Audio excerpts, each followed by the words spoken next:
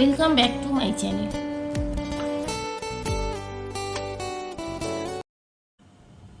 আজ আমি তোমাদের বানিয়ে দেখাবো থোড়ের ঘন্ট রেসিপি।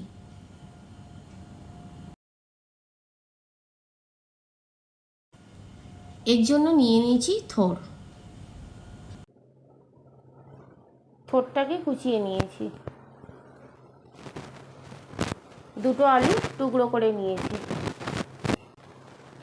একটা বড় সাইজের বেগুন টুকরো করে নিয়েছি আদা বাটা, কাঁচা লঙ্কা আর ছোলাটাকে ভিজিয়ে নিয়েছি।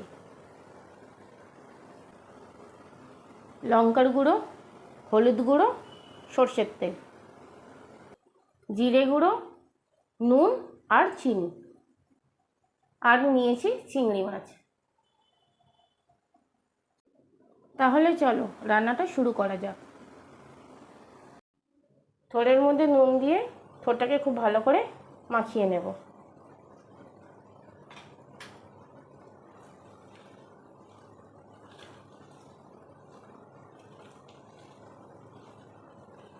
কড়াইতে তেল দিয়ে দিয়েছি, তেলটা গরম হয়ে গেলে চিংড়ি মাছটা ভেজে নেব।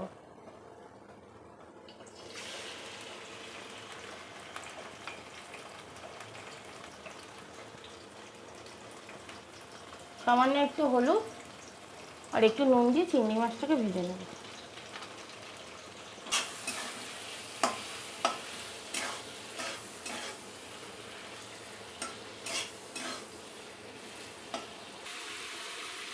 চিংড়ি মাছটা ভাজা হয়ে গেছে, এবার চিংড়ি মাছটা তুলে নেব।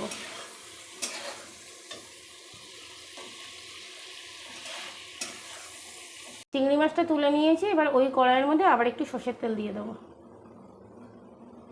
তেল গরম হয়ে গেছে, এবার ওর মধ্যে পাঁচফোড়নটা দিয়ে দেবো। পাঁচফোড়নটা ভাজা হয়ে গেছে, এবার ওর মধ্যে আলুটা দিয়ে দেবো।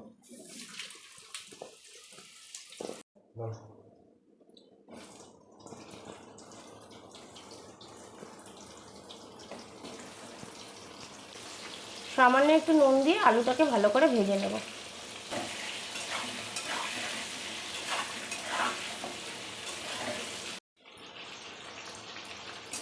আলুটা ভাজা ভাজা হয়ে গেছে, এবার আগে থেকে নুন মাখিয়ে রাখা থোড়টা ভালো করে ধুয়ে নিয়েছি, থোড়টা দিয়ে দেবো।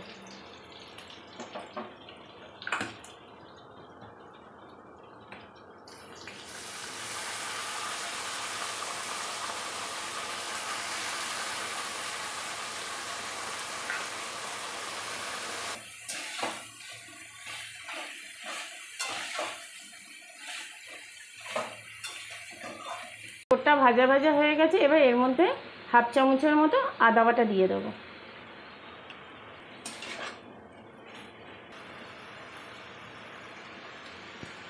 এবার এর মধ্যে 1 চামচের জিরে গুঁড়ো,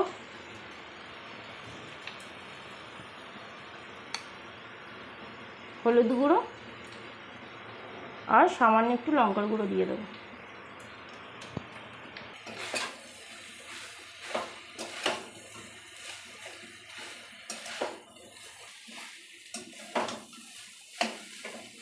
মশলার কাঁচা গন্ধটা চলে গেছে, এবার এর মধ্যে আগে থেকে কেটে রাখা বেগুনটা দিয়ে দেবো।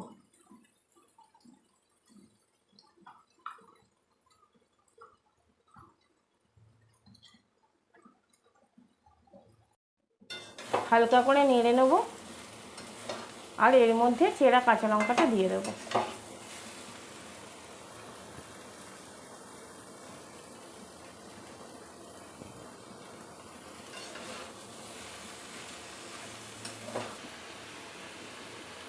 সামান্য একটু চিনি অ্যাড করলাম।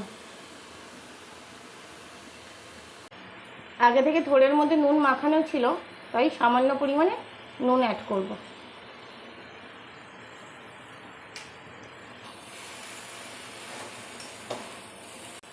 এবার সামান্য একটু জল অ্যাড করলাম।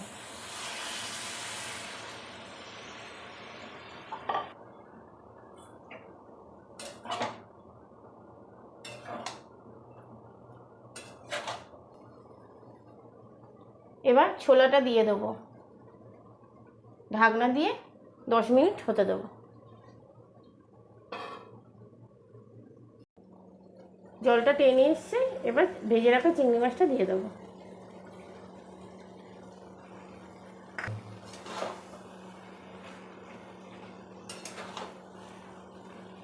রান্নাটা প্রায় হয়ে গেছে, এবার এর মধ্যে ঘিটা অ্যাড করলাম।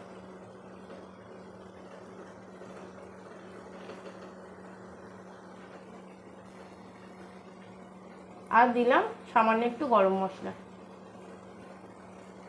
নেড়ে ছেড়ে নামিয়ে নেব।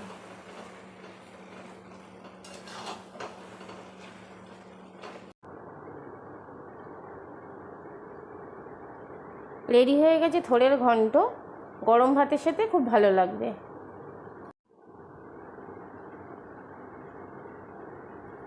তোমরাও বাড়িতে বানিও আর অবশ্যই কমেন্ট করে জানিও কেমন হয়েছে।